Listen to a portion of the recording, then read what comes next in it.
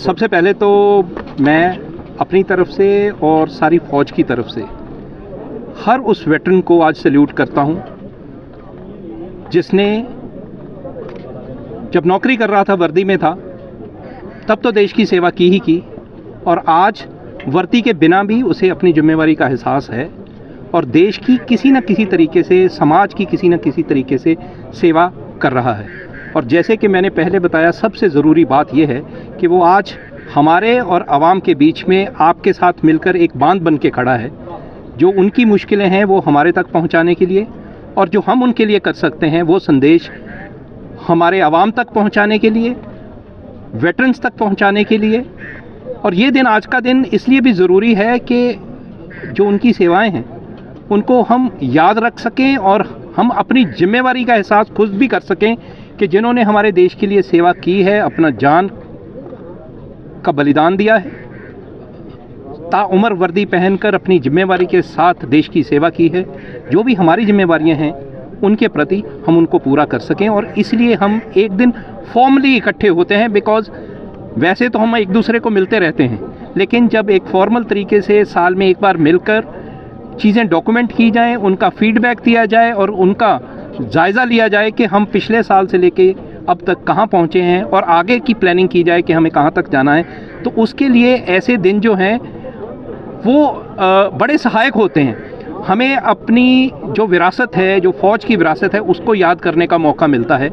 हमें शहीदों से प्रेरणा लेने का मौका मिलता है कि हमसे देश जो है वो क्या एक्सपेक्ट करता है और हमारी क्या क्या जिम्मेवारियां हैं और हमें क्या क्या करना है देश के लिए। और साथ ही में हमें, जब आप लोग मिलते हो तो एक सहारा मिलता है कि हमारे साथ आप भी तत्पर खड़े हैं और हम सब मिलकर देश को और भी आगे ले जा सकते हैं। आज मैं उन लोगों के बीच खड़ा हूं जिन्होंने जंग की तैयारी तो छोड़ दी,